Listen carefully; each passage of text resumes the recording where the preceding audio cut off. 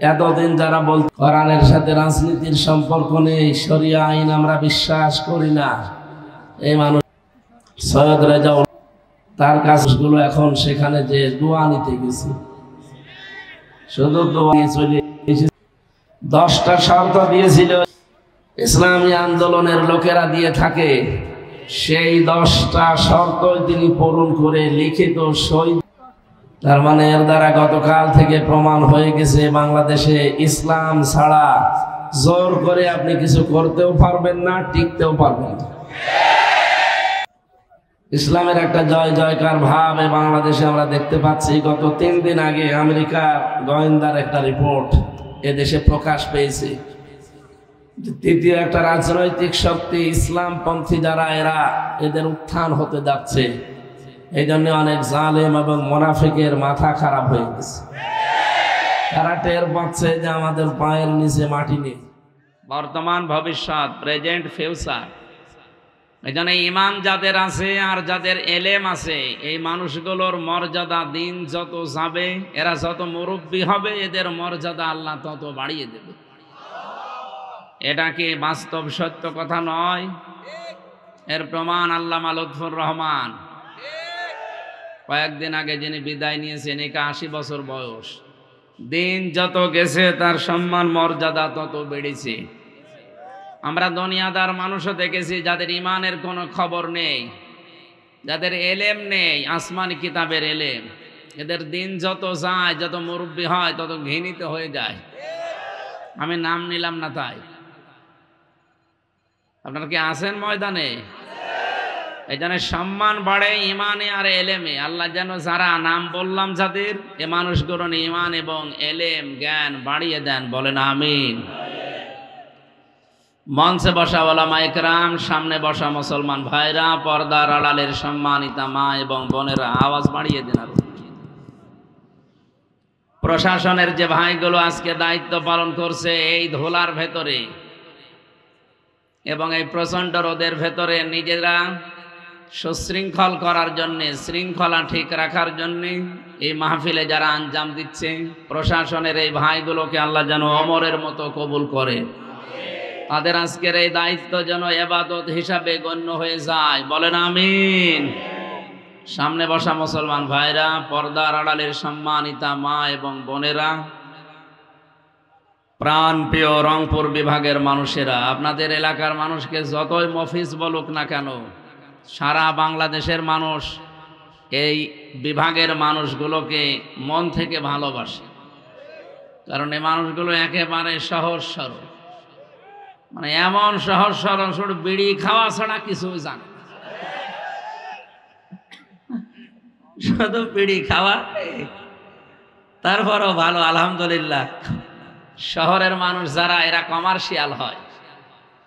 আর আপনারা যারা এই বিভাগে আছেন, চাচা এরশাদের বদৌলতে আল্লাহ রাব্বুল আলামিন তার ওই গোলামকে যেন জান্নাতুল ফেরদাউস দান করে, তার জীবনের ভালো কাজগুলো আল্লাহ মঞ্জুর করেন। অন্যায় যদি কিছু করে থাকে, অন্যায় সেরকম না, একটু বিয়ে করতে বেশি, এটা অসুবিধা নেই, আমাদের চাষই বেড়েছে।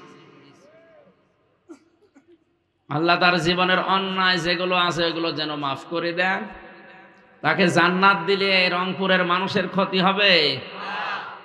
আলহামদুলিল্লাহ, আল্লাহ তাকে যেন মাফ করে দেন। দল মত নির্বিশেষে কোরআনের এই অনুষ্ঠানে যারা এসেছেন এই দিনের বেলা, হাজারো কাজ ছিল আপনাদের, সব মাইনাস করে আমার তো মনে হচ্ছে এখন এই রংপুর বিভাগের যুবকেরা যেভাবে কোরআনে কারিমের জন্য পাগল, বিশ্বনবী যদি আজ এই জামানায় থাকতেন, মুহাম্মদুর রাসূলুল্লাহকে জীবন দিয়ে হলেও আপনারা পাহারা দিতেন। সুতরাং এই ময়দানে যারা এসেছি, কোরআনের জন্য এসেছি, নাকি অন্য কোনো উদ্দেশ্য আমাদের নেই। এই জন্য খুশি হয়ে বলছে আলহামদুলিল্লাহ।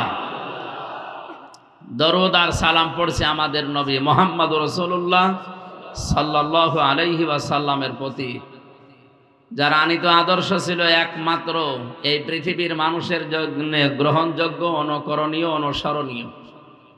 পৃথিবীতে এমন কোনো মানুষ নেই যাকে মেনে নিলে অন্ধভাবে মানা যায় না, কেউ নেই অন্ধভাবে মানার মতো। শুধু মুহাম্মদুর রাসূলুল্লাহকে শুধু অন্ধভাবে মানা যায়, বিশ্বাস করা যায়, আপনি চোখ কান বুঝে মেনে নিতে পারেন। কারণ তার 63 বছরের জীবনে একটা মিথ্যা কথা ছিল না। সুবহানাল্লাহ বলতে পারেন না? আপনি কি মনে হয় আপনার 63 বছরের জীবনে একটা মিথ্যা কথা বলেনি? আমার মনে হয় আমার 33 বছরে যাদের বয়স এখানে আমার মতো আছে 33 লক্ষ মিথ্যা কথা হয়ে গেছে। কি জীবন বানিয়েছিলেন বলেন তো? 33 বছর না 63 বছরের জীবন পার করে ফেলেছেন, জীবনে একটা মিথ্যা পাওয়া যায়নি। দুনিয়ার যে কোনো পর্যায়ের মানুষ যদি তাকে অনুসরণ করতে চায় তাকে পাওয়া যাবে না? পাওয়া যাবে না? কোন শ্বশুর যদি কেউ বলে যে আমি শ্বশুর হয়েছি, আমি কেমন শ্বশুর হব, বিশ্বনবী নিজে শ্বশুর হয়ে দেখিয়েছিলেন। নিজের মেয়ে ফাতেমাতুজ জাহরাকে যখন শ্বশুর বাড়িতে পাঠাবেন, ডাক দিয়ে বলেছেন, মেয়ে আমার, জীবনের চাইতে তোমারে আমি ভালোবাসি বেশি। বাড়িতে যতদিন ছিলে আমি দেখে শুনে রেখেছিলাম, যতটুকু চাহিদা আমার কাছে ছিল আমি সাধ্যমতো পূরণ করার চেষ্টা করেছি। আজকে একটা নতুন পৃথিবীতে তোমাকে পাঠাচ্ছি, সাবধান আমার জামাই আলী যেন জায়েজ কোনো কাজে কষ্ট না পায়। ও বাংলার শ্বশুর যারা আছেন তারা এই হাদিস থেকে কি নিলেন? মেয়েকে আপনি বিয়ের দিন যদি জামাইয়ের হাতে তুলে দেওয়ার সময় কথাটা বলতে পারতেন, মা 18 বছর 20 বছর 25 বছর আমার বাড়িতে ছিলে, যা চেয়েছো যা করেছো আমি মেনে নিয়েছি, আজকে একটা নতুন পৃথিবীতে পাঠালাম, ওখানে কিন্তু আমার মতো বাবা পাওয়া যাবে না, তোমার মায়ের মতো এরকম মা ওখানে পাওয়া যাবে না। যে দুনিয়ায় তোমারে পাঠালাম এই নতুন জগতে, কোনদিন যেন অন্তত জগতের স্বামী যিনি, মালিক যিনি, ওই সংসারের যিনি মালিক তোমার স্বামী, এই স্বামীর সাথে জায়েজ কোনো কাজে কষ্ট দিবা না। শ্বশুরদের দায়িত্ব এইটাই ছিল।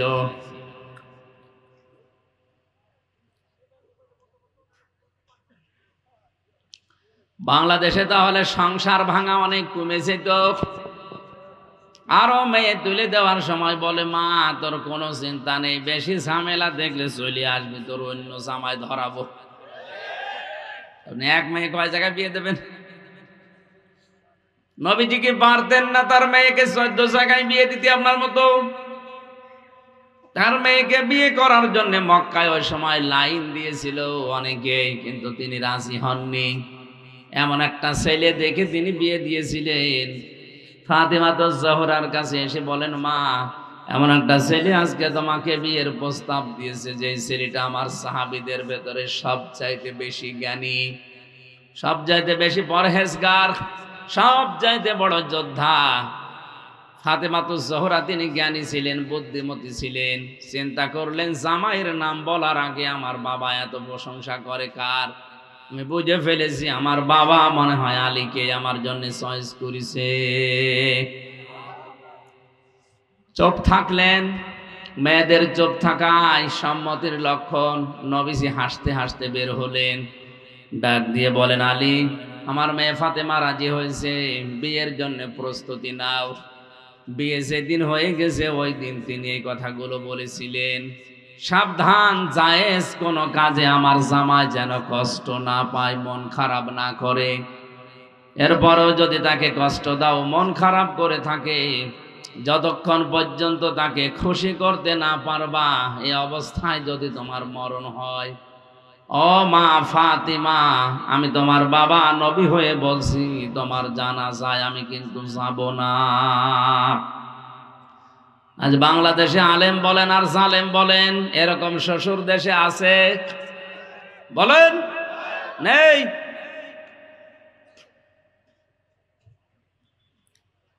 মেয়েকে আপনি সাহস দিয়ে আর তার সংসারটা জাহান্নাম বানাচ্ছেন। কারণ যেই পরিবারে যেই মেয়েটা স্বামীর উপরে উপরে চলে, ওই পরিবার আর শান্তি থাকে না। কেন বলেন তো?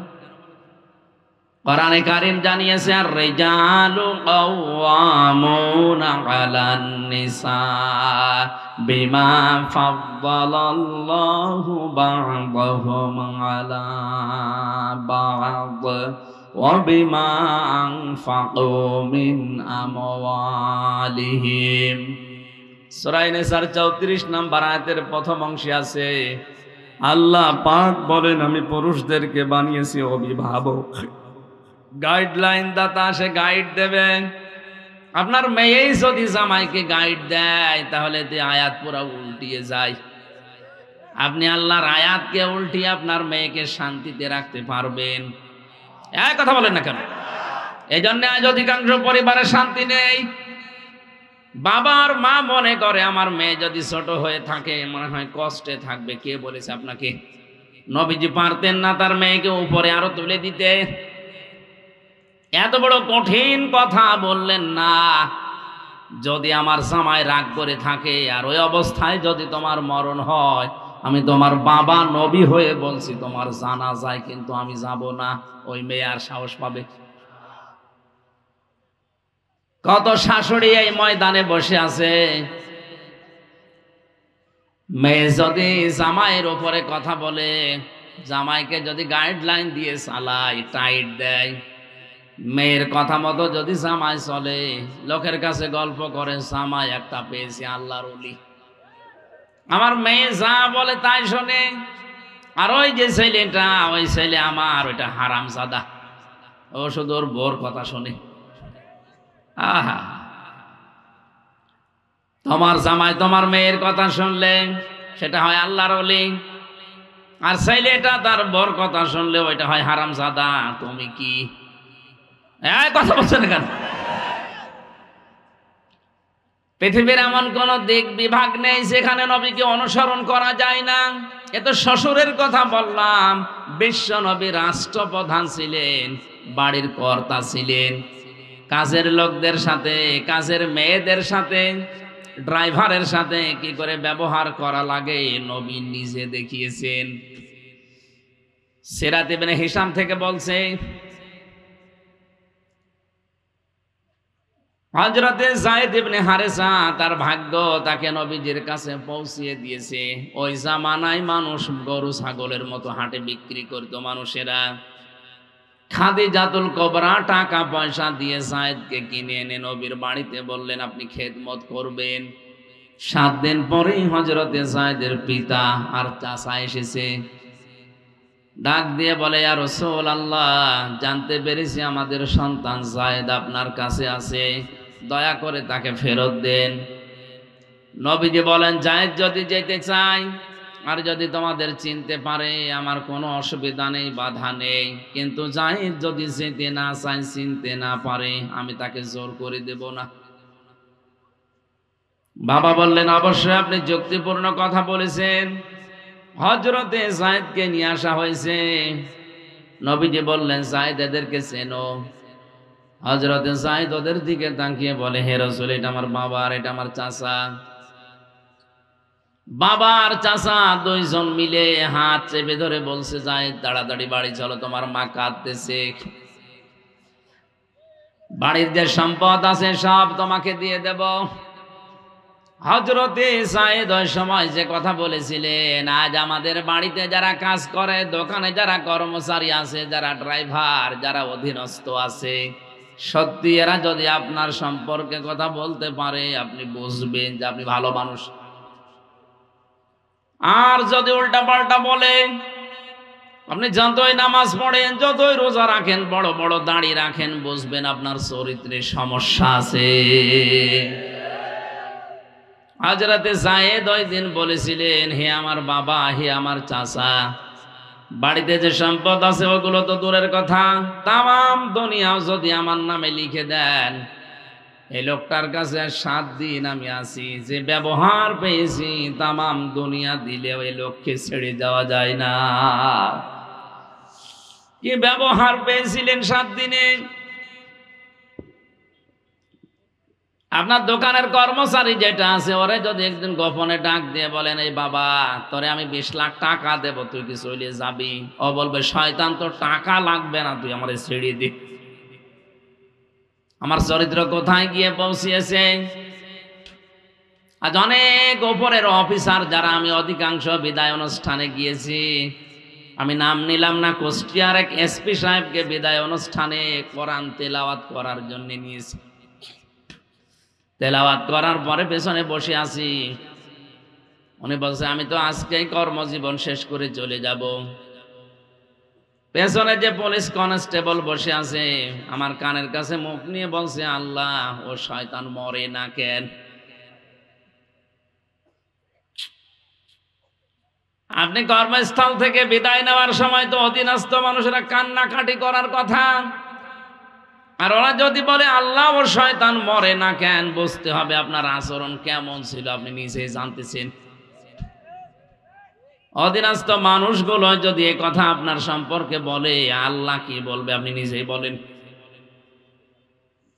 এজন্য কিয়ামতে যে দুইজনের সাক্ষী বেশি নেওয়া হবে, তার ভেতরে একজন হতে অধীনস্থ যারা কাজ করে খায়, 2 নম্বরে আপনার স্ত্রী। আল্লাহ আমাদের চরিত্র সংশোধন করার তৌফিক, রাসূলুল্লাহকে দেখে করার তৌফিক দেন, বলেন আমিন। আজকে একটা পরিচিত আয়াত পড়েছি, এটা আমার মনে হয় এখানে ছোট বড় নারী পুরুষ প্রায় সবার মুখস্থ আছে, অথচ এর ভেতরে কি আছে অনেকে আমরা জানি না। কাবা শরীফ তাওয়াফ করার সময় রুকনি ইয়ামিনী থেকে হজরে আসওয়াদ যে পাথর, এই জায়গাটা, এটা পার হওয়ার সময় দেখলাম লক্ষ লক্ষ হাজী সাহেবরা এটা পড়ছে। চিন্তা করলাম এ দোয়া তো বাংলাদেশেও সবাই পড়ে, নামাজের পরেই পড়ে, রব্বানা আতিনা ফিদ দুনিয়া হাসানা, অথচ এইটা এখানেও পড়ছে। কি আছে এর ভেতরে? যতগুলো তাফসীর আমার আয়ত্তে ছিল সব মিলালাম, মিলিয়ে দেখি আল্লাহ পাক দুনিয়া আখিরাত সব এই রব্বানা আতিনা ফিদ দুনিয়া হাসানার ভেতরে ঢুকিয়ে রেখেছে।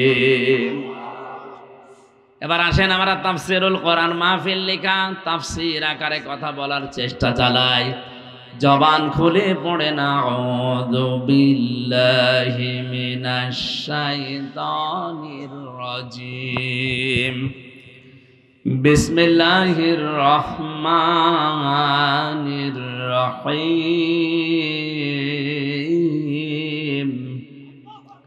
ومنهم من يقول ربنا آتنا في الدنيا حسنة। এ পর্যন্ত থাক। সূরা বাকারা 201 নম্বর আয়াত। কোরআনে যত আয়াত আমি পড়েছি, আয়াতটা আমার কাছে এখনো পর্যন্ত আশ্চর্যই লাগে যে আল্লাহ এত কথা এর ভেতরে, অথচ বাংলাদেশের 100 জনের 98 জন এই আয়াতটা বোঝে না, খালি দোয়াই করে যায়। একবার শুনেছিলাম এক ইমাম সাহেব নাকি দোয়া করছে, রব্বি হাবলি মিনাস সালিহিন। এক যুবক বলছে, হুজুর কত বছর নামাজ পড়ি আপনার পেছনে, শুধু একই দোয়া করেন আর দোয়া পান না। কি এ দোয়ার ভেতরে কি আছে, এর মানে কি? ইমাম সাহেব বলছে আমি জানি না। জানেন না মানে? সারা জীবন আপনার পেছনে নামাজ পড়ে একই দোয়া পড়েন, রব্বি হাবলি মিনাস সালিহিন, এ দোয়ার মানে জানেন না? কি করে পড়েন আপনি? আমি জানি না। তাই বড় আলেমের কাছে বলছে আমাদের ইমাম এই দোয়া পড়ে, দোয়ার মানে কি? ইমাম বলছে এটা শুধু দোয়া না, এটা কোরআনের আয়াত। আল্লাহর কাছে বলা হচ্ছে, আল্লাহ তুমি আমাকে নেককার সন্তান দান করো। যুবক মনে করছে ইমামের বাড়ি সেই নোয়াখালী, এ মনে হয় ছেলে মেয়ে হয় না, এই জন্য এই দোয়া করে। ডাক দিয়ে বলছে, মুরব্বি আপনার ছেলে মেয়ে কয়টা? 11টা। প্রতিদিন যে দোয়া পড়ে, আপনি দোয়ার মানে জানেন? না, আমি আলেমের কাছে জিজ্ঞাসা করে আসলাম, দোয়ার মানে আল্লাহ একটা নেককার সন্তান দাও। আপনি 11টা হয়ে গেছে, এর বড় আপনি দোয়া করেন, আপনার লজ্জা আছে? ইমাম সাহেব বলছে, বাবাজি দোয়ার মানে এই, আমি যদি আগে জানতাম তো 10 বছর আগে দোয়া বাদ দিতাম। আমি তো জানি না যে দোয়ার ভেতরে কি আছে, পড়িয়েই যায়, আল্লাহ দিয়েই যায়। আমি একটা হওয়ার পরে তো দোয়া বন্ধ করে দিতাম। আমি তো জানি না যে আসলে দোয়া কি। আমি আন্দাজে পড়ি, আল্লাহ আন্দাজে দিয়েছে। এই জন্য রব্বানা আতিনা ফিদ দুনিয়া পড়ছেন, আপনি কি পড়েছেন এতদিন পর্যন্ত জানেননি, অথচ আমার দৃষ্টিতে মনে হচ্ছে সব আল্লাহ এর ভেতরেই দিয়ে রেখেছেন। অমিনহুম মাইয়াকুলু রব্বানা, হে নবী, দুনিয়ায় অনেক মানুষ এমন আছে তারা বলছে, বলবে। ইয়াকুলু মোজারে বর্তমান ভবিষ্যৎ, প্রেজেন্ট ফিউচার। অনেক মানুষ আছে তার ভেতরে বলছে, বলবে। এই মানুষের ভেতরে আমরাও আছি না নেই? এই যে হোম শব্দটা আছে, এটা জমির বহুবচন। মানুষের ভেতরে অনেক মানুষ, নারী পুরুষ আছে, তারা বলে আল্লাহ আতিনা, আমাদেরকে দাও, ফিদ দুনিয়া হাসানা, দুনিয়ার কল্যাণ। এই হাসানা শব্দের ভেতরে আমি প্রায় 33টার উপরে অর্থ পেয়েছি। হাসানা মানে নিরাপত্তা, শান্তি, স্বস্তি, কল্যাণ। কত অর্থ আছে এর ভেতরে, শুধু আমরা একটা শব্দ দিয়ে দোয়া করি, রব্বানা আতিনা ফিদ দুনিয়া হাসানা। আল্লাহ পাক বলেন এই দোয়া যদি মনে করো কবুল হয়ে গেছে, তাহলে দুনিয়ার হাসানা, কল্যাণ যে তুমি চাইলে আমার কাছে, 10টা জিনিস যদি তুমি পেয়ে থাকো, তুমি বিশ্বাস করো তোমার দোয়া কবুল হয়েছে। 5 ওয়াক্ত নামাজের পরে ইমাম সাহেবের দোয়া পড়ে না পড়ে না? বলেন না কেন? এখানে আমরা সবাই, অনেকে নারীরা যারা নামাজ পড়ে, মহিলারা, তারাও নামাজ শেষ করে বলে রব্বানা আতিনা ফিদ দুনিয়া হাসানা। আল্লাহ বলেন দুনিয়ার হাসানা, দুনিয়ার কল্যাণ 10টা জিনিসের ভেতরে লুকানো আছে। কেউ যদিও 10টা জিনিস পেয়ে যায়, তার এই দোয়া সে কবুল হয়ে গেছে আল্লাহর দরবারে। বলেন সুবহানাল্লাহ। আপনি এবার দেখেন তো আপনি এই 10টা পেয়েছেন কিনা? এই আছেন, ময়দানে আছেন? 1 নম্বরে দুনিয়ার হাসানা হচ্ছে কোরআনে কারিম পাওয়া। আপনি বলতে পারেন আমি কোরআন পেয়েছি, আমার ঘরে এখনো কোরআন আছে না। কোরআন যদি কেউ পেয়েছি এ কথা বলে, তার 4টা জিনিস মানা লাগবে। সূরা বাকারা 1 নাম্বার পারা 18 নাম্বার পৃষ্ঠা 4 নাম্বার লাইনের 121 নাম্বার আয়াতটা তার দলিল। আল্লাযীনা আতাইনাহুমুল কিতাবা ইয়াতলুনাহু হাক্কা তিলাওয়াতি উলাইকা ইউমিনুনা বিহি। এই শিক্ষিত মানুষ যারা, তাদের বলছে এবার, আল্লাযীনা আতাইনাহুমুল কিতাব, আমি যাদেরকে কোরআন দিয়েছি, কিতাব দিয়েছি, ইয়াতলুনাহু হাক্কা তিলাওয়াতি, তারা এর হক আদায় করে, তেলাওয়াত করে। কি করে? আরো জোরে বলেন। আপনি তো বলতে পারেন আমার ঘরে কোরআন আছে, আমি নিজেও পড়ি না। হক আদায় করে যদি আপনি পড়তে পারেন, তাহলে আল্লাহর ভাষায় আপনি কোরআন বিশ্বাসী। আর যদি হক আদায় করে পড়া না হয়, কোরআন আপনার ঘরে আছে, পড়াও হচ্ছে, কিন্তু হক আদায় করে হয়নি, এই জন্য আপনি কোরআনে অবিশ্বাসী। এই যে কোরআনে অবিশ্বাসী, এই শব্দটা তো আমি বানালাম। হ্যাঁ, অমাই ইয়াকফুর বিহি ফাউলাইকা হুমুল খাসিরুন। যারা এই 4টা যে শর্ত মেনে কোরআন পড়লে হক আদায় করে পড়া হয়, যারা এগুলো করে না, এরা আমার কোরআন বিশ্বাস করে না, এরা দুনিয়া আখিরাতে ক্ষতিগ্রস্ত। বলেন নাউজুবিল্লাহ। এবার আসেন, কোরআন আমাদের কাছে আছে, কোরআন আমরা পেয়েছি, তার হক আদায় করার অর্থ 4টা। কয়টা? আমি তাফসিরের ভেতরে পড়ে প্রথমে ক্লিয়ার হতে পারছিলাম না যে হক আদায় এটা আবার কি। ডাক্তার জাকির নায়েকের যে 13 খণ্ড লেকচার আছে, এখানে তিনি সামারাইজ করে ইয়াতলুনাহু হাক্কা তিলাওয়াতির ব্যাখ্যা করেছেন। কেউ যদি পৃথিবীর কোনো কিছু হক আদায় করে পড়তে চায়, তার 60টা শর্ত মানা লাগে। 1 নম্বরে ওই বিষয়টা পড়া লাগে শুদ্ধ করে। কি করে? বলেন বলেন। শুদ্ধ করে না পড়লে, আপনি অশুদ্ধ কোরআন পড়লে কোরআনই আপনার জন্য বরদোয়া দেবে। এই যে মহিউস সুন্নাহ, এই যে কওমি মাদ্রাসা যারাই বানিয়েছে, এখানে কোরআনে কারিম শুদ্ধ করে পড়ানো হয়। আমার বিশ্বাস, কারণ আমি নিজে কওমি মাদ্রাসা থেকে হাফেজি দাওরা আগে করে নিয়েছি। এখানে কোরআন শুদ্ধ করে পড়ানো হয়। আপনি নির্দ্বিধায় এখানে দিতে পারেন আপনার ছেলে মেয়েকে। কোরআন অশুদ্ধ পড়লে কোথা থেকে কোথায় অর্থ চলে যায় আকাশ পাতাল, আপনি টের পাচ্ছেন না। ইযা জাআ নাসরুল্লাহি ওয়াল ফাত হয়েছে, তেলাওয়াত হয়েছে না? হয়নি।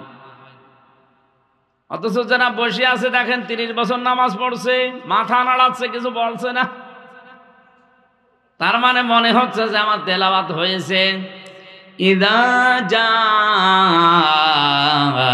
নাসরুল্লাহি ওয়াল ফাত হয়েছে? হ্যাঁ হয়নি মানে? এবারটা তো হয়েছে, আগেরটা না সমস্যা ছিল না। আপনারা মনে হয় এখানে নেই, আসেন, এখানে আসেন। কি হয়েছে বলেন তো? প্রথমটাই সোয়াদের জায়গায় সিন বলেছিলাম, অর্থ হয়ে গেছে যখন আসবে ঈগল পাখি তখন আপনি বিজয় পাবেন। আর আল্লাহ বলতে চেয়েছেন, হে নবী, যখন আমার সাহায্য আসবে তখন আপনি বিজয় দেখতে পাবেন। যার কোথায় ঈগল, আকাশ পাতাল পাল্টিয়ে গেছে শুধু একটা অক্ষর উচ্চারণের কারণে। কথা বলছে না কেন? সূরা ফাতিহা যারা পড়ে এখানে বসে বসে আলহামদুলিল্লাহি রাব্বিল আলামিন হয়েছে না? মানে হয়েছে এবার আলহামদুলিল্লাহি রাব্বিল আলামিন হয়েছে এবার? হয়। আগেরটা হয়েছে কেন? হামদ শব্দটা ভেতর থেকে উচ্চারণ করা লাগে, কারণ হামদ আর হামদ ছোট হার বড় হা দিলে আকাশ পাতাল হয়ে যাচ্ছে। হামদ মানে প্রশংসা আর হামদ মানে ধ্বংস হওয়া। সমস্ত ধ্বংস আল্লাহর জন্য, যিনি আসমান জমিন বানিয়েছেন। আর হামদ দিলে সমস্ত প্রশংসা আল্লাহর জন্য, যিনি জগৎ সমূহের মালিক। বলেন সুবহানাল্লাহ। কোরআন পড়তে হলে যদি কেউ হক আদায় করে তাহলে তারে শুদ্ধ করে পড়া লাগবে। এটা তো আমি নিজে বললাম। আরাতিলিল কুরআনা তারতিলা। আল্লাহ পাক বলেন, আমার কোরআন এটা সাধারণ জিনিস না, পড়তে চাইলে স্পষ্টভাবে সহি শুদ্ধ করে মাখরাজ আদায় করে পড়বা। এই জন্যই তো প্রতিটি অক্ষরে 10টা করে নেকি হয়, উচ্চারণ করলেই 10টা নেকি হবে। কেউ যদি আলিফ লাম মিম বলে 30টা নেকি হয়ে যাবে। সুবহানাল্লাহ বলতে পারেন না? দুনিয়ায় একটাই মাত্র কিতাব আছে যেটা পড়লে উচ্চারণ করলেই নেকি পাওয়া যায়। পৃথিবীর আর কোনো বই নেই, কিতাব নেই যেটা পড়লে আপনি সওয়াব পাবেন না। এই একটা কিতাব, কারণ এটা সরাসরি বের হয়ে এসেছে আল্লাহর কুদরতি মুখ দিয়ে। আল্লাহর মুখ দিয়ে যেটা বের হচ্ছে সেটা আপনার মতো এই সলিমদ্দির মুখ দিয়ে বের হওয়া, এটা কি অত সহজ জিনিস? অথচ এখানে 100 জনের প্রায় 95 জন শুদ্ধ করে কোরআন পড়তে পারে না। শুধু এতটুকুই না, আপনাকে শুদ্ধ করে পড়লেই হক আদায় হবে না, এটাকে বোঝার চেষ্টা করতে হবে। সামনে রমজান, বিশ্বনবী রমজান মাস আসার 6 মাস আগে থেকে প্রস্তুতি নিতেন, আর আমাদের সামনে মাত্র রমজানের আছে 5 দিন। কয়দিন? আমাদের প্রস্তুতি 6 মাস সময় তো নেই, 5 দিন মাত্র আছে। আজকে থেকে এখানে সিদ্ধান্ত নিয়ে যাবেন, যতদিন পর্যন্ত আজরাইল না আসে কোরআন আমি শুদ্ধ করে পড়ি, বুঝি না বুঝি মরা যাব না। আজরাইল আসার আগে তো এই কাজটা আমার আসল কাজ। এটা হক আদায় করার দ্বিতীয় শর্ত, আপনাকে বুঝতে হবে এটা। আল্লাহর কসম, আপনারা যারা লালনের মাজারে যান, 8 রশিতে যান, আমি যেতে নিষেধ করছি না, কোরআন শরীফটা একবার বাংলায় মাতৃভাষায় পড়াটা একবার শেষ করেন, জীবনে আপনাকে কেউ পিটিয়েও শিরিক বেদাত করাতে পারবে না। জেলখানায় 3 বছর থাকার সুবাদে প্রায় 75 থেকে 77 বার আমি শেষ করেছি কোরআনে কারিম, আর 150 বারের উপরে খতম হয়েছে আমার তো এখন বাংলা আরবিতে মনে হয় যে ওটা আয়নার মতো হয়ে গেছে। আপনি একবারও শেষ করে দেখেন, রমজানে প্রতিদিন 1 পারা করে দিলেও 30 দিনে হয়ে যাবে পুরাটা। বাংলায় একবার করে দেখেন পুরা, আল্লাহ কি বলতে চেয়েছেন কিছু না কিছু আয়ত্ত হবে আপনার। যতটুকুই বুঝবেন অন্তত আপনাকে দিয়ে এই দেশে কেউ শিরিক বেদাত করাতে পারবে না। লালনের মাজারে যাবেন না এ কথা তখন আমার আর বলা লাগবে না, আপনি নিজেই টের পাবেন। কারণ ওখানে গেলে মানুষ ভালো হওয়ার পরিবর্তে গাঁজা খাওয়া শিখতেছে। কোন মুসলমান জেনে শুনে গাঁজা খেতে যাবে? বলেন বলেন। রংপুর বিভাগের মানুষের আবেগে যায়, বউ ছেলে মেয়ে সব নিয়ে, না বুঝে যায়। আর আমার বাড়ির 2 বাড়ি পরে তো আমি জানি কি হয় ওখানে। সারা দেশ মিলে আপনি যে কয় মন গাঁজা না পাবেন তার চাইতে বেশি গাঁজা পাওয়াই দরবারে। জেলখানায় গিয়ে আশ্চর্য হয়েছে এক লোকের আচরণ দেখে। গাঁজা খাওয়ার জন্যেই পুলিশ তারে ধরে জেলে দিয়েছে। ও বেটা কোন কায়দায় যেন গাঁজার বীজ নিয়েছে, জেলের ভেতরে গাঁজা গাছ লাগিয়েছে। জেলার এসে বলছে গাঁজা খাওয়ার জন্য পুলিশ ধরে ধরে মামলা দিয়ে দিয়েছে জেলে, আর এখানে এসে তুই গাঁজার গাছ লাগালি। মানুষ কি!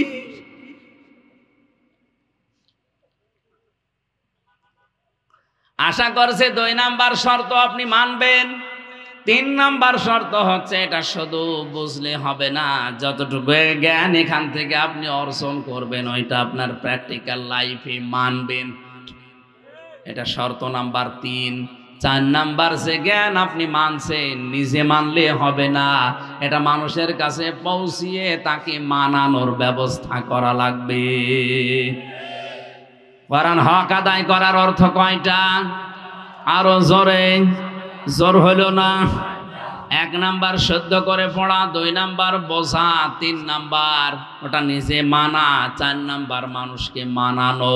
এরাই আমার কোরআন বিশ্বাস করে। আর এই 4টা শর্ত যারা মানে না আমার কোরআন, তারা বিশ্বাস করে না। এই আয়াতগুলো কি আল্লাহ নাজিল করেছে না আমি এখন বানালাম? আপনি বলেন তো, এই হিসাবে বাংলাদেশে এখন আল্লাহর কোরআনে বিশ্বাসী মানুষ বেশি না কম? কম মানে 100 জনের 5 জনও হবে না। এক কথা বলে না কেন? তাহলে আপনি রব্বানা আতিনা ফিদ দুনিয়া হাসানা দোয়া করে, দোয়া তো মাঠে মারা যাচ্ছে। কারণ এই দোয়ার প্রথম দুনিয়ার হাসানায় আল্লাহ দিয়েছেন যারা কোরআন পেয়েছে, আর এই 4টা হক আদায় করেছে এরা দুনিয়ার হাসানা পেয়েছে। আপনি পেয়েছেন না? পাননি।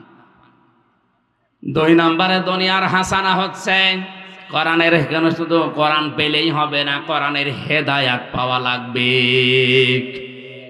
আরে ভাই, কোরআন তো আবু জেহেলও পেয়েছিল, আবু বকরও পেয়েছিল। 2 জনের নামের আগে আবু আছে। এক আবু বকর কোরআন পেয়ে কোরআনের হেদায়েতের দ্বারা তিনি 0 থেকে হিরো হয়ে জান্নাতি মানুষ হয়ে গেছে। কথা বললেন না কেন? আর এক আবু, এর নামে আবু আছে, ও কোরআন শুনেছে নবীর মুখে, ও কোরআন পেয়েছে, কোরআনের হেদায়েত পায়নি, ও ছিল হিরো, আল্লাহ ওকে একেবারে 0 বানিয়ে দিয়েছে। এই 2 জনের নাম যে বললাম, 2 জনেই তো মানুষ ছিল। হযরতে আবু বকর সিদ্দিক তিনি হিরো 0 থেকে কোথায় চলে গেছেন, হযরতে ওমর 0 থেকে কোথায় চলে গেছেন। তামাম দুনিয়ায় আর এদের মতো হিরো এখন আর আসবে? আরো জোরে বলেন, আসবে না। কিন্তু যে লোকটা হিরো ছিল, প্রধানমন্ত্রী ছিল দেশের, আল্লাহ তাকে এত 0 নিতে নিচে নামিয়েছে, 0 বানিয়ে দিয়েছে। ওর বাড়ি পর্যন্ত, বাসস্থান পর্যন্ত পায়খানা। এখন কাবা শরীফ তাওয়াফ করার পরে উপর দিয়ে ঘুরছিলাম, হঠাৎ আমার পেটে ব্যথা করছে।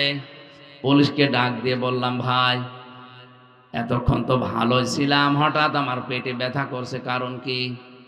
পুলিশ আমারে বলছে, ইয়া হাজিউল হজ্জা তাই না বিলাদুকা, ও হাসি দেশ কোথায়?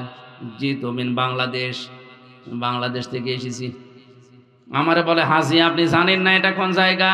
না তো। আবু জেহেলের বাড়ি, আপনি এখনো পায়খানা না করে দাঁড়িয়ে আছেন, তাড়াতাড়ি করেন। পায়খানা করে দেখি আমার পেটের ব্যথা ভালো হয়ে গেছে। আল্লাহ আমাকে জানাতে চায়, হামজা এত টাকা খরচ করে সেই বাংলাদেশ থেকে আসলে আর এই শয়তানের মুখে পায়খানা না করে চলে যাবা, তাড়াতাড়ি করো। কি বানিয়েছে তাকে?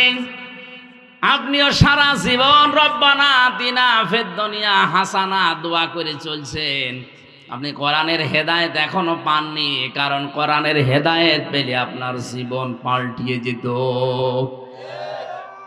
যারা কোরআনের হেদায়েত পায় তারা কোরআনকে সামনে রাখে, যারা কোরআনের হেদায়েত পায় না ওরা কোরআনকে পেছনে রাখে। আজ আমরা কোরআনকে সামনে রেখে চলতে পারি না। আমাদের পরিবারে আজ কোরআনে কারিম নেই, সমাজে নেই, রাষ্ট্রে নেই, সংসদে নেই, সব পেছনে। সব কি? এই কথা বলেন, সব কি? আকালার রাসূলু ইয়া রাব্বি ইন্না কওমি ইত্তাখাযু হাযাল কুরআনা মাহজুরা। আল্লাহ পাক বলেন, কিয়ামতে নবী নিজে কোরআন হাতে নিয়ে আমার সামনে মামলা দেবে।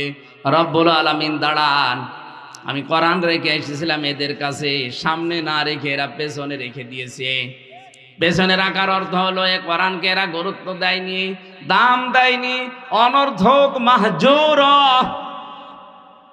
নিরর্থক জিনিস ভেবে পেছনে ফেলে রেখেছে, শুধু জমা দিয়ে টাকের উপরে রেখে দিত। অথচ এর ভেতরে বর্ণিত যে বিধান আছে একটাও এর জীবনে ছিল না। আমি আজ তোমার দরবারে কোরআন হাতে নিয়ে এদের বিরুদ্ধে মামলা দিলাম। রংপুরবাসী সত্যি করে বলেন, নবীজি যদি নিজে মামলা দায়ের করে আর এর আসামি যদি আমরা কেউ হয়ে যাই, জান্নাত আপনার কোন বাবা নিয়ে যাবে বলেন? এই জন্য কোরআন শুধু চমা খাওয়া না, শুধু তেলাওয়াত করা না, এখান থেকে হেদায়েত নেওয়া লাগবে। এক কথা বলুন, কোরআন থেকে যদি কেউ হেদায়েত নিতে না পারে সে যেন বিশ্বাস করে নেয় সে জাহান্নামে যাওয়ার জন্যই তৈরি হয়েছে। গিরিশচন্দ্র সেন বেটা বাড়ি ওর নরসিংদী, হিন্দু মানুষ, পুরা কোরআন শরীফ পড়েছে, লিখেছে, বুঝেছে, অথচ কোরআন থেকে হেদায়েত নেয়নি। এই জন্য তাকে পুড়িয়ে ফেলেছে, জানাজা দেয়নি। কথা বলেন না কেন? আপনিও যদি কোরআন পড়েন, বোঝেন, লেখেন, শোনেন, কিন্তু কোরআন থেকে হেদায়েত যেটা নেওয়া দরকার, পথ নির্দেশিকা নেওয়া দরকার। সামনে রমজান মাস, এই মাসে আল্লাহ কোরআন নাজিল করে জানিয়েছেন এইটা, শাহরু রমাদান আল্লাযী উনজিলা ফীহিল কুরআন হুদাল লিন-নাসি ওয়া বায়্যিনাতিম মিনাল হুদা ওয়াল ফুরকান। আল্লাহ পাক বলেন, এই সে রমজান মাস যে মাসে আমি কোরআন নাজিল করেছি। কেন জানো? স্পষ্ট দলিল আর প্রমাণ দিয়ে হক বাতিল পার্থক্য করার জন্যে। সুতরাং রমজান মাস আমাদের সামনে আর 4-5 দিন আছে, কোরআনও আমাদের সামনে আসে। হক আর বাতিল পার্থক্য করে যদি বাকি জীবনটা আপনি চালাতে না পারেন, আপনি বিশ্বাস করে নিতে পারেন আপনি জাহান্নামের জন্যই তৈরি হয়েছেন। এত শক্ত কথা আমি বলতাম না। কোরআন আল্লাহ এই ফ্রজ দিয়ে, এই ডোজ দিয়ে, এরকম আওয়াজ দিয়ে এই কথা বলেছেন, এই জন্য বললাম। আল ফুরকান শব্দ এমনি দেয়নি। হক আর বাতিল যদি এখনো পার্থক্য করে বাকি জীবন চালাতে না পারেন, তে আপনি আর গরু বা কুকুর সমান। আল্লাহ হেফাজত করুন, বলেন আমিন। ফিদ দুনিয়া হাসানা কেউ যদি বলে আমারে মোনাজাত কবুল হয়েছে, তাহলে সে কোরআন থেকে হেদায়েত নেবে। কোন জায়গা থেকে? 3 নম্বরে দুনিয়ার হাসানা, পরিশ্রম করতে পারা দুনিয়ার হাসানা। আজ আমরা অনেকে কাজ করে খেতে চাই না। পৃথিবীর কোন নবীর দিকে তাকাবেন আপনি, তাকান, প্রতিটি নবী দুনিয়ায় কাজ করে খেয়েছে। আজ যারা অনেকে আল্লাহর ওলি দাবি করে আমরা দেখি এদের কোনো কাজ নেই, শুধু গাছতলায় আর আস্তানায় বসে বসে হু হু করছে। বিশ্বাস করেন কোরআন সামনে নিয়ে বলছি, যাদের কোনো কাজ নেই এগুলো আল্লাহর ওলি, আল্লাহর বন্ধু না। আল কাসিবু হাবিবুল্লাহ, যারা কাজ করে খায় এরা আল্লাহর বন্ধু। বলেন সুবহানাল্লাহ। যে কোনো কাজ হোক, কাজে কোনো লজ্জা নেই। অলজ্জা হচ্ছে অলসতায়। কিসে? নামাজ শেষ হয়ে গেলেই মসজিদে ফরজ নামাজের পরে সুন্নত নফলও পড়া ঠিক না। আপনি নফল সুন্নত বাড়িতে পড়বেন, অফিসে পড়বেন, কিন্তু ফরজ নামাজটা শুধু মসজিদে যে পড়বেন, এ নির্দেশ রাসূলের। কার? বলেন বলেন। নামাজ শেষ হয়ে গেলে মসজিদে বসে বসে মেয়ের গল্প করার দরকার নেই, জামাইয়ের গল্প করার দরকার নেই। নামাজ শেষ, মসজিদ ছেড়ে দেন। কোথায় যাবেন? ফান্তাশিরু ফিল আরদি, জমিনে ছড়িয়ে যান। অবতাগু মিন ফাদলিল্লাহ, আল্লাহর অনুগ্রহ, আল্লাহর রিজিক তালাশ করেন। কারণ মসজিদ হচ্ছে রহমত পাওয়ার জায়গা, আর জমিন হচ্ছে রিজিকের জায়গা।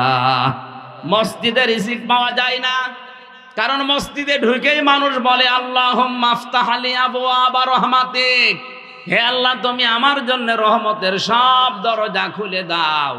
মসজিদ কিসের জায়গা? রহমতের। আরো জোরে বলেন, আরো জোরে। রহমত শেষ, এখন আর আপনি মসজিদে বসার দরকার নেই। আপনি এবার জমিনে ছড়িয়ে যাবেন ফসল।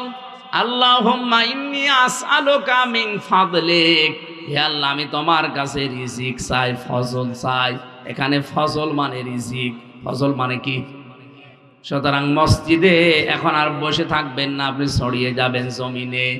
লাকাদ খালাকনাল ইনসানা ফি কাবাদ, আমি মানুষকে পরিশ্রম করার জন্যই বানিয়েছি। সুতরাং যারা পরিশ্রম করে এই মানুষগুলোকে আল্লাহর নবী জানিয়েছেন এরা আল্লাহর বন্ধু। যারা আজ বিভিন্ন গাছতলায় আর আস্তানায় আর দরবারে বসে আছে, বলেন তো এই হাদিস দ্বারা ওরা আল্লাহর বন্ধু না শত্রু? বিশ্বাস করেন যাদের কোনো কাজ নেই, পরিশ্রম নেই, শুধু বসে বসে খায়, এরা আল্লাহর শত্রু। দুনিয়া আপনাকে বসে খাওয়ার জন্য আল্লাহ পাঠায়নি। তাহলে যারা আজ পরিশ্রম করছেন, কাজ করে খাচ্ছেন, ফাঁকি দেন না, মানুষকে ঠকান না, এই মানুষগুলো বিশ্বাস করতে পারেন যে ফিদ দুনিয়া হাসানা, দুনিয়ার কল্যাণ চেয়েছেন, আল্লাহ আপনাকে ওইটা দিয়ে দিয়েছে। 4 নম্বরে স্ত্রী যেন ভালো হয়, এটা দুনিয়ার হাসানা। ভালো স্ত্রী ওইটা যেটা সকাল বিকাল স্টার জলসা দেখে না। মানে এখানে 100 জনের প্রায় 98 জনের বউ আমার মনে হয় ওই আসক্ত। স্টার জলসা, স্টার প্লাস জি বাংলা এগুলো দেখে কার বউ কার মেয়ে? একটু হাত তোলেন তো। এই এলাকায় মনে হয় ডিশ লাইন না। কোন মুসলমান মেয়ের জন্য, বোনের জন্য, কোন মুসলমান মেয়ের জন্য, বোনের জন্য, মায়ের জন্য আল্লাহর কসম এই ভারতের এই 33টা যে সিরিয়াল এগুলো দেখা যায় নেই। কারণ এর ভেতরে কোনো শিক্ষা তো দূরের কথা, শুধু কিভাবে ঘর ভাঙা লাগে আর এর কথা ওর কাছে কোট নামও করে লাগিয়ে সংসার নষ্ট করা লাগে, এটা শেখায়। অথচ এই 2টাই হারাম। এই কথা বলেন না কেন? আর বাকি যেগুলো আছে তো আছে, এই বেপরদা ওগুলো তো বাদই দিলাম। শিক্ষামূলক যদি কিছু থাকতো তাও তো বলতাম। শিক্ষায় এতটুকু যে খালি সংসার কি করে ভাঙা লাগে, স্বামীর মনে কি করে দুঃখ দেওয়া লাগে, কি করে স্বামীকে ফাঁকি দিয়ে অন্যজনের সাথে লাইন করা লাগে, এই শিক্ষা দিচ্ছে শুধু। আজকে থেকে মেয়েরা, যেহেতু সামনে রমজান মাস, আজকে এই মাহফিলে আপনি এসে একটা ভালো কাজ করেন, তাওবা করে যান, যতদিন জীবনে বেঁচে আছি ভারতের কোন সিরিয়াল দেখবো না। রাজি আছেন আপনি? দেখি এই আপনারা না, আপনারা দেখেন না, আমি জানি আপনি সময় পাবেন কখন দেখবেন। দেখে তো ওরা বাড়িতে বসে বসে কি করবে? কোরআন শরীফ পড়তে পারেন না সূরা ইউসুফটা? তাহলে ইউসুফের মতো একটা সন্তান আল্লাহ আপনাকে দিত। সূরা মরিয়ম পড়তে পারেন না? সূরা মরিয়ম পড়লে মরিয়ম আলাইহিস সালামের মতো এরকম চরিত্রবান একটা মেয়ে আপনাকে আল্লাহ উপহার দিত। সূরা মরিয়মের ভেতরে প্রায় 9টা গুণ আছে হযরতে মরিয়ম আলাইহিস সালামের। আপনার পেটে যে সন্তান আসে ওই পেটে সন্তানের ভেতরে এই 9টা গুণ আল্লাহ দিত যদি পেটে সন্তান নিয়ে সূরা মরিয়ম পড়তেন। অনেকেই দোয়া করে বলে হুজুর ছেলে মেয়ে যেন আব্দুল কাদের জেলানি আর মা ফাতেমার মতো হয়, দোয়া করেন। এমনি হবে? আব্দুল কাদের জেলানি যে মায়ের পেটে এসেছে ওই মায়ের দিকে তাকান, তার পেট কত সংরক্ষণ ছিল। এত বড় আল্লাহওয়ালা মেয়ে মানুষের পরেও আব্দুল কাদের জেলানি মাঝে মাঝেই বলতো, মা তুমি আমাকে পেটে রাখা অবস্থায় কোনো হারাম কাজ করেছো? মা বলে, কি বললি? বলতাম না, কারণ আমি যা পড়ি আমার মনে থাকতে চাই না, মনে হয় তুমি আমাকে পেটে নিয়ে কোনো হারাম কাজ করেছো, বলো দেখি কি করেছো। মা বলে, বাবা আব্দুল কাদের, তোর পেটে রাখা অবস্থায় কোনো হারাম কাজ করেছি বলে আমার মনে পড়ে না, তবে একটা কথা আমার মনে আছে। এই ভালো করে শুনবে, এখানে শিক্ষা আছে। সম্মানিতা মা বোনেরা, সন্তান যাদের পেটে আছে তাদের জন্য এটা আরো জরুরি। আমার পেটে যখন তোর বয়স 9 মাস, তোকে আমি নিয়ে বেড়াতে গিয়েছিলাম পেটে নিয়ে তোর নানির বাড়িতে। ওঠানের ওপরে আচার শোকাতে দিয়েছে রোদে, আমি খেয়ে ফেলেছিলাম। পরে দেখি খোঁজ নিয়ে ওটা তোর নানির না, পাশের বাড়ির একজন দিয়ে গেছে। ও বাবা আব্দুল কাদের, মানুষের জিনিস তোরে পেটে রাখা অবস্থায় না বলে খেয়েছি, এই প্রভাব মনে হয় তোর মেধার উপরে পড়িস, এই কারণেই তোর পড়া মনে থাকতে চায় না। ও দিনাজপুরবাসী, কি মনে হয় আপনার? আসলে আব্দুল কাদের জিলানীর কাহিনী বলেন, কাহিনী শুনতে এসেছেন, এইটা আসল কাহিনী। মানুষের জিনিস সন্তান পেটে রেখে না বলে খাওয়ার কারণে ওই প্রভাব যদি সন্তানের মেধার উপরে পড়ে, আজ আমাদেরকে যারা পেটে নেয় ওরা কত কিছু না বলে খেয়ে হজম করে ফেলছে। ছেলে মেয়ে এমনি আব্দুল কাদের জিলানীর মতো হবে? তারপরেও কত সুন্দর সন্তান তিনি জন্ম দিয়েছিলেন। এই মা মাত্র 5.5 বছর বয়স ছেলেটাকে নিয়ে গেছে মাদ্রাসায়। ওস্তাদ ডাক দিয়ে বলে, আব্দুল কাদের বলো দেখি আলিফ। হযরতে আব্দুল কাদের বলে, হুজুর আলিফের মানে কি? আলিফের মানে কি এটা আমি জানি না। আলিফের মানে আপনি জানেন না, আপনার কাছে আমি পড়বো না, কারণ যে জিনিসের অর্থ হয় না ও জিনিস আমি পড়ি না। ওস্তাদ বলে, বাবাজি তুমি কি জানো আলিফের মানে? হ্যাঁ, আমার মায়ের কাছ থেকে শুনেছি। কি শুনেছো বলো? তিনি পরিচয় দিলেন আলিফ দিয়া আল্লাহর। আল্লাহু লা ইলাহা ইল্লা হুয়াল হাইয়ুল কাইয়্যুম। তিনি তেলাওয়াত করে আল্লাহর 10টা ক্ষমতার কথা তুলে ধরলেন আয়াত দিয়ে। তেলাওয়াত করতে করতে ওস্তাদকে 18 পারা পর্যন্ত তিনি শুনিয়েছেন। ওস্তাদ কান্না আরম্ভ করেছে।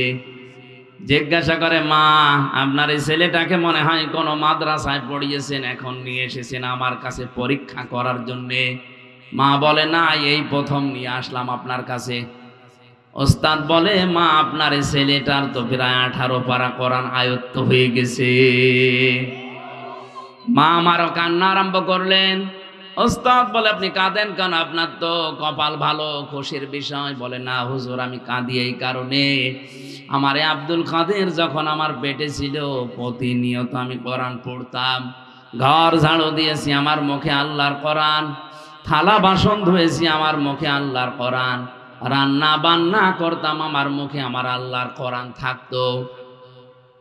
এ সন্তানটা জন্ম নেওয়ার পর ফজরের নামাজ আদায় করে আমি একে পাশে বসিয়ে যখন তেলাওয়াত করতাম, আমার ছোট্ট সন্তান আমার মুখের দিকে তাকিয়ে মুখ মিলাতো। আমার আফসোস হয় জন্যে, আমি যদি আর একটু কষ্ট করে প্রতিনিয়ত কোরআনটা পুরা পড়তাম, আমার এতটুকু সন্তান 30 পারা কোরআনের হাফেজ হয়ে যেত।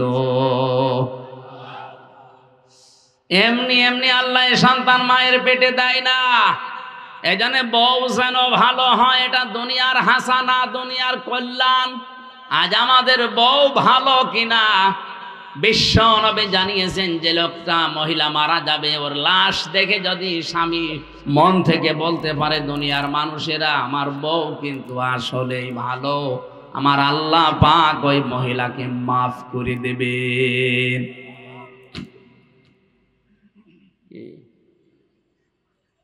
কেন এতক্ষণ পর্যন্ত ছাড়েননি? এখনো আমার প্রায় 6-7টা পয়েন্ট বাকি আছে। বারবার এগুলো করলে তো হবে না। আগের থেকে করেননি কেন? তাফসিরুল কোরআন লিখে দিয়েছেন, তাফসির তো এখন একটা একটা করে 16টা পয়েন্ট আছে, এখানে কেবল 3টা চলছে, এখনো তো ঘন্টাখানিক সময় লাগবে।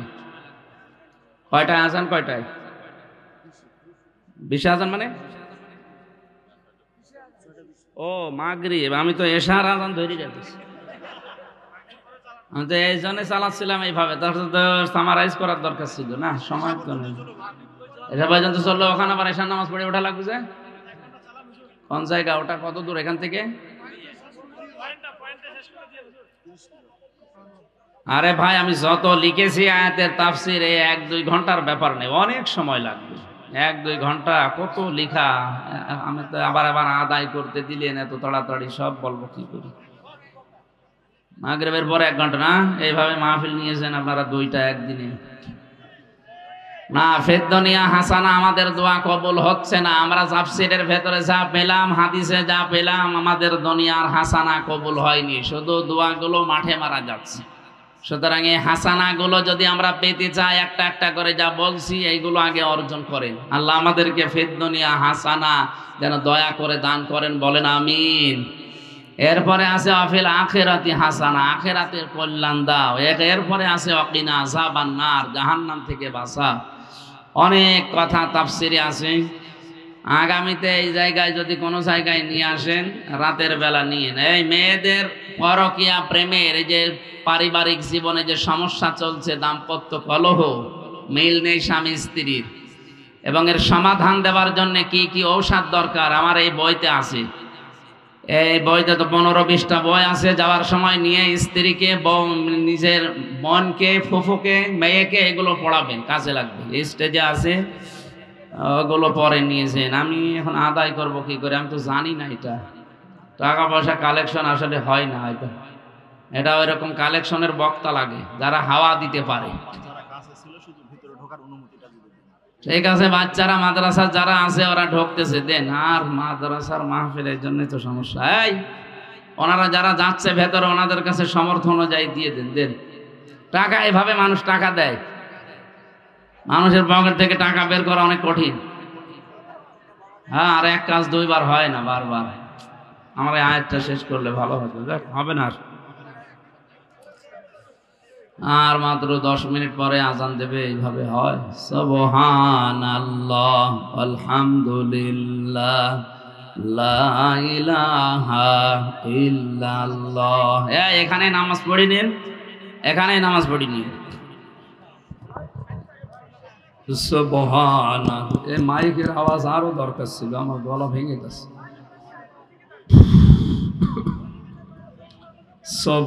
সুবহানাল্লাহ, আলহামদুলিল্লাহ, লা ইলাহা ইল্লাল্লাহ, সুবহানাল্লাহ। না, এই মুয়াজ্জিন ভাই, কোথায় আপনি? কোথায়?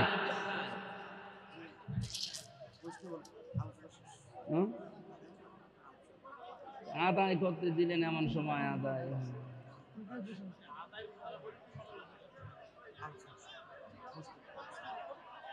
এই আর আদায় করার দরকার নেই, বসেন। কি করতে আদায়ের কথা বললো বলো তুমি?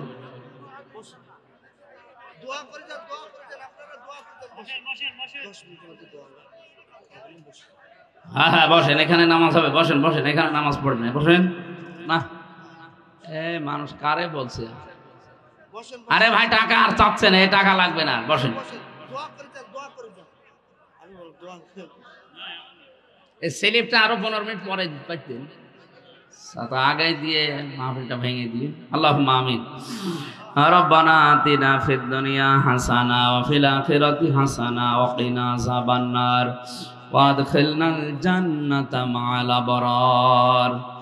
বড় আশা নিয়ে কোরআনে কারীম শুনতে এসেছিলাম। আল্লাহ তাআলা যতটুকু শুনেছি আমল করার তৌফিক দাও। রব্বানা আতিনা ফিদ দুনিয়া হাসানা, দুনিয়ার হাসানা কল্যাণ শান্তি স্বস্তি নিরাপত্তা আমাদেরকে তুমি মেহেরবানি করে ঢেলে দাও। আখিরাতের কল্যাণ আমাদেরকে দিও, জাহান্নামের আগুন থেকে আমাদেরকে মুক্ত করো আল্লাহ। সামনে রমজান, 6 মাস আগে প্রস্তুতি নিতে তোমার নবী, মাত্র আর 4 দিন আছে। আল্লাহ তাআলা রমজানকে স্বাগতম জানানোর তৌফিক দাও। শরীরটা সুস্থ রেখে হক আদায় করে রমজান পালন করার সুযোগ আমাদেরকে দান করো। আগামী রমজান পাবো কিনা জানি না, এই রমজানটা যেন হক আদায় করে পালন করতে পারি আল্লাহ তৌফিক ভিক্ষা দাও। মা বোনেরা যারা এসেছে তাদের রোগ শোক থেকে বাঁচাও। আব্দুল কাদের জিলানীর মতো মায়েদেরকে বানিয়ে দাও। হযরতে আসিয়ার মতো ফাতেমার মতো চরিত্র দিয়ে দাও। মাহফিলটা বাস্তবায়নের জন্য মাদ্রাসা কমিটি এলাকার মানুষকে নিয়ে যেভাবে শ্রম দিয়েছে আল্লাহ মহিউসন্না এই মাদ্রাসা কিয়ামত পর্যন্ত তুমি মঞ্জুর করো।